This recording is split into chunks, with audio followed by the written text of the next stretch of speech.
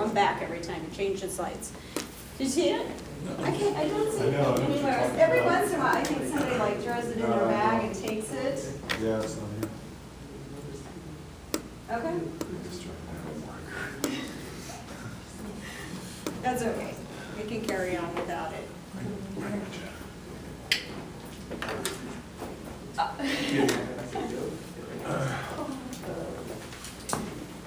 This is a true friendship here. You gotta love your friends. Appreciate your friends. Okay, welcome to our lecture on resilience. This is tied into emotional intelligence. So I am excited to bring this to you. So this is something that I have spent a lot of time studying. In fact, this was part of my dissertation work, which means part of my very last degree where I was just focused solely on this. So I get a chance to share this with you along with what other researchers have learned over the past 30 years. So let's begin. Thank you. So we're going to go over a few things. We're going to identify what this thing is called emotional intelligence. We'll identify what resilience is, or that bouncing back strategy. We'll take a look at our own personal values, which will be different for all of us, why we do what we do. And then as we move through, we're going to identify tools for yourself. We'll see if we have enough time to get through this with the short amount of time we have in class, in order to help yourself recover from some of those setbacks. So starting out, thank you. According to Bradbury and Graves, in their book, Emotional Intelligence 2.0, they make it very clear that as humans, we cannot get away from emotions. So no matter what happens, whatever situation is going on, we feel first, and then we figure out whatever situation is out there. Then we try and make sense of it. So we cannot get away from our own emotions. A lot of the times we've thought that it's been the other way around. We see something and then we feel emotional. We figure it out first and then we feel emotional, but actually it's the other way around. So it's important that we understand that emotions and the way we handle our emotions can make or break a person's success. So if you think of the world around you, you can see evidence of this. Sports is a good example. You know, that player is so talented, but can't keep a cool head. They're hot under their collar. They have a quick temper. Can you think of examples?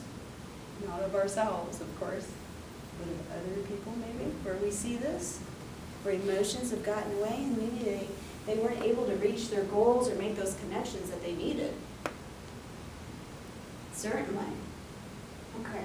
For athletes, that's, if they lose their confidence, you know, then they start to stress, and then that just kind of doesn't, So it's not the end of the world when that happens, because these are skills we learn, just like communication. These are skills we learn. So moving on, what we're going to do is first talk about what this emotional hijack is. Why is this happening?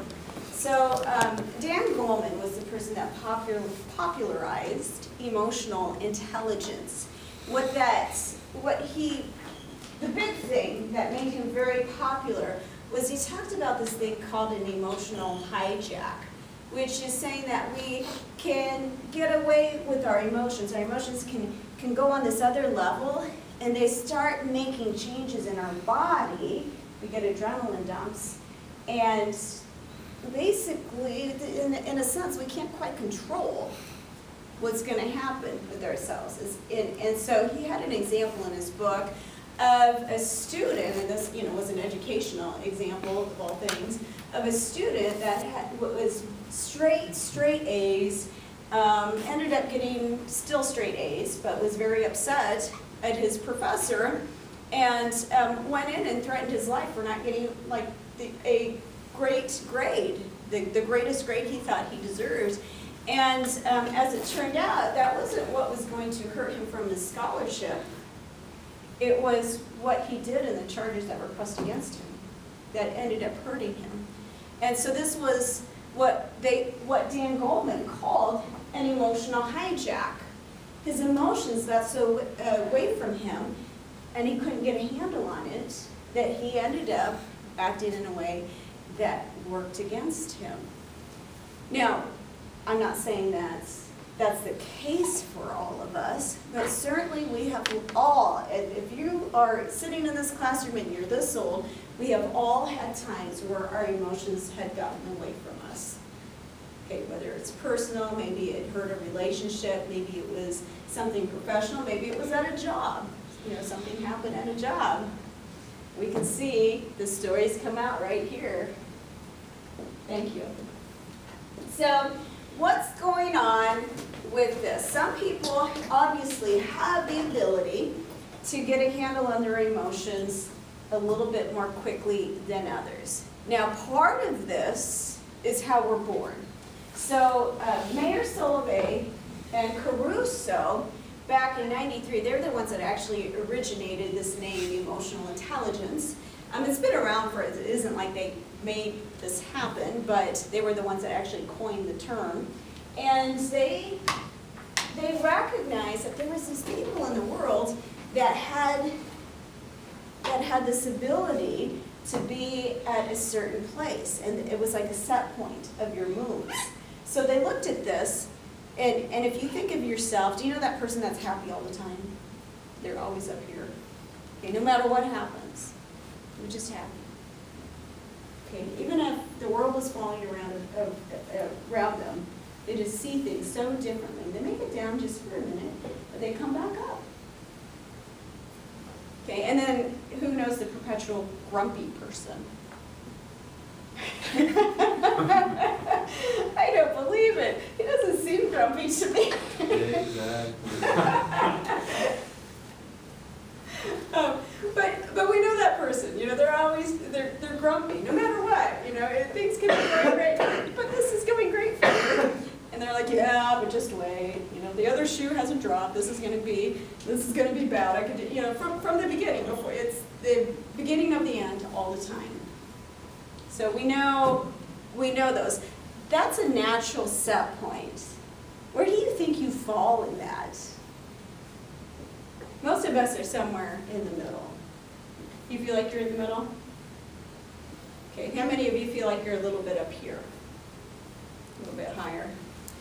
How many of you feel like you're a little bit lower? Seriously, just, it's harder for you to see the optimism. Okay. It's important for you to know where that natural set point is, because that's where you're going to naturally go back, and that makes some differences in how we react to things. So identifying that is important. But the thing that really scholars focus on is the state of emotional intelligence, because those are the tools that you can develop to help you actually react better to things. So for example, the trait, let's say that there's an individual that by trait reacts a little quicker than others. And that's true. There are people that react a little quicker than others. They can't help it. It's part of their nature. But they can do things to build skills within themselves so that they don't make those decisions, get emotionally hijacked, that can lead to consequences that they don't want to have to handle. So those are those things where we can go over here and we can teach people how to recognize when their emotions are getting away from ourselves. And it's harder for some, and we have to recognize that. That's just the deal. It's just harder for some people than others. And if that's you, then that's something that you need to put in this box over here. This is something I need to develop. Just like some of us may feel more comfortable with math. Some of us may feel more comfortable with writing. Okay? And so maybe you have to work on those other areas. That's what we're looking at. Does that make sense? Doing a quick check over here. Okay, so How can we tell when our emotions are getting away from us? What happens to us? What are our thoughts? What are our emotions? That's one of the first things we have to do. Come back to me, Debbie. He doesn't feel well. Well, I'll help you. Something's happening. You don't like it. You know you don't like it. How do you know that? Very comfortable. Okay, so what are those feelings of uncomfortable that come out? Okay, so can you identify that you feel frustrated before you feel it? Okay, what's going on with our bodies when you feel frustrated? Tense up. Very good. Okay, how many of you identify with tensing up?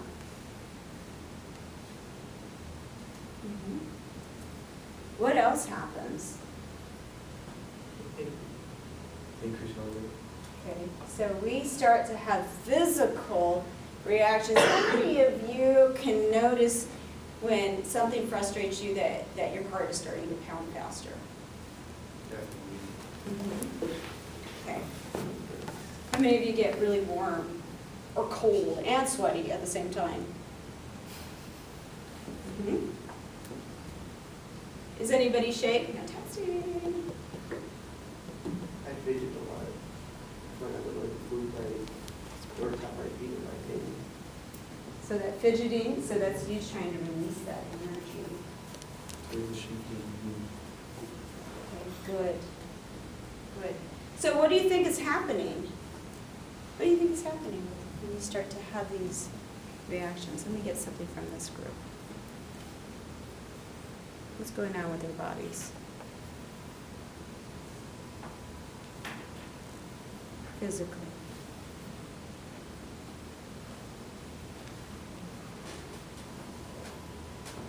Has anybody heard of the flight or fight reaction?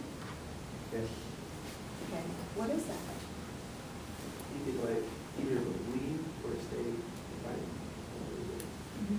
It's actually one of the most normal things that humans experience, even though we don't like it.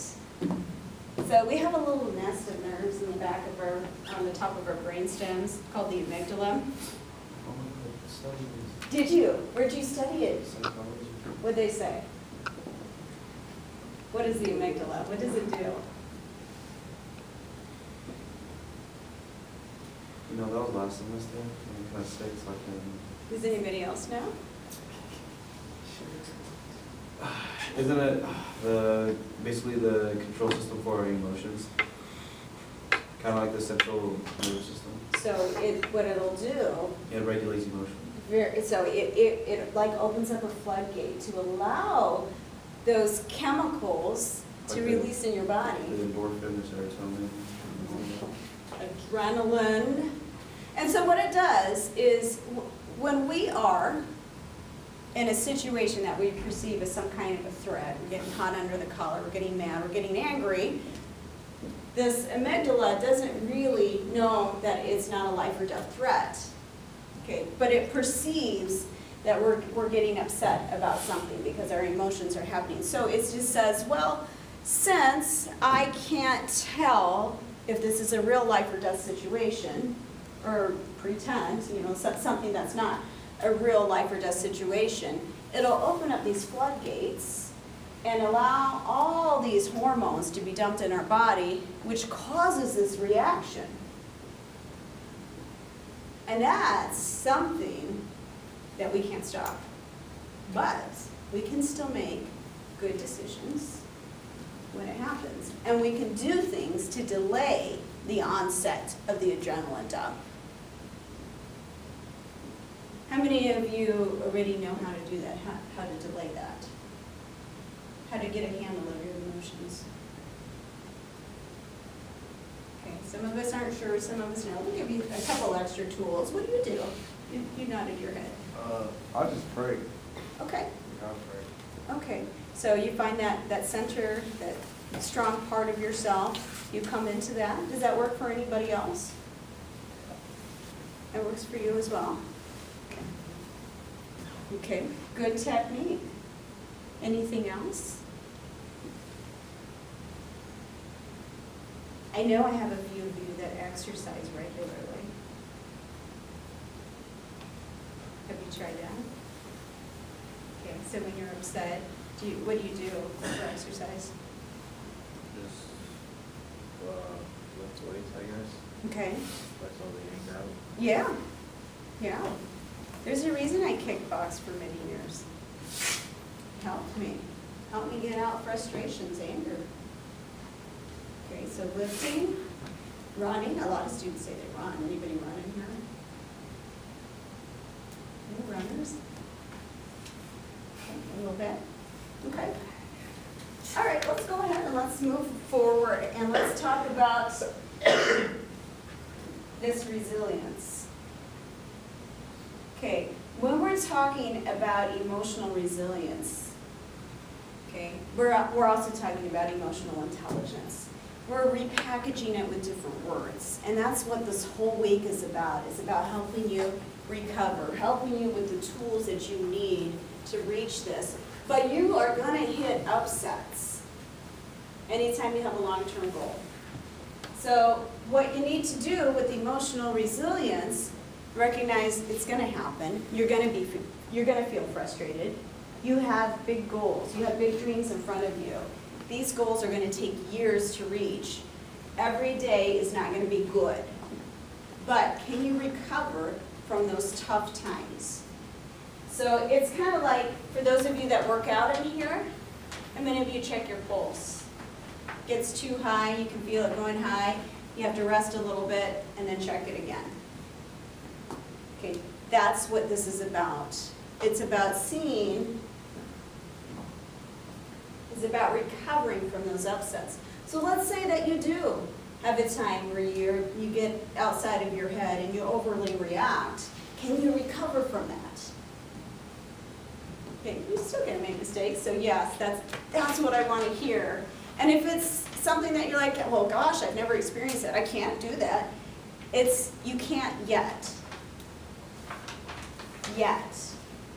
These are skills. Anybody can learn these skills. All right, so let's go ahead and let's take a look at a couple of things. We can go one more. We started. I jumped around. Okay, so one of the ways that helps people recover, and this is an old concept, and it's something that actually came up in my research, is identifying with why you do what you do. So you have already identified that. So we're asking you a different question. I'm asking you to identify something different here. So here, I asked you to dream. What is it you want? What are your wildest dreams? Here, I asked you, what are the skills you need from where you're at right here? Now, what you need is that motivation to get through this stage right here. And you're not always going to feel motivated. So sometimes you have to come back to why you're doing what you're doing. So, why are you in school? Why are those relationships important to you? Why is that sleep important to you? Why? And you're doing this because you value something. Whether it be your family, maybe it's something that you want to do in the world. But that is what we're looking at. And that can be something that you can blend in with your peers. Yes?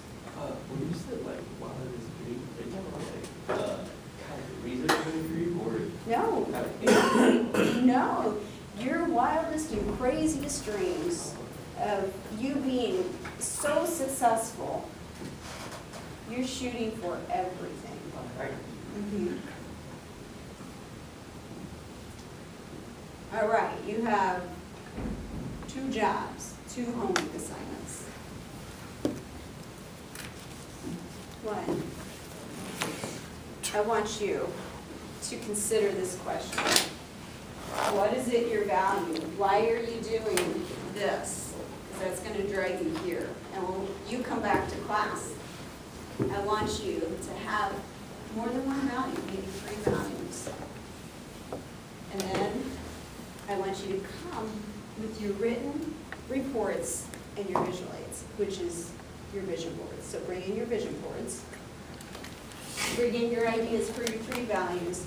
And we are going to work on this in class the entire time. We're going to be working on our presentations and blending all of this in there on Friday. Does that make sense? Okay, we got a thumbs up. All right, how we put the classroom back together? Good job today. Oh, I accidentally stole some. Wait, you said 3 values and what? Bring in your reports, so your paper reports and your vision board. Hey, Your stretch goals. Stretch goal reports. so homework that we bring them out. The only thing that was due today is the half full thing, right?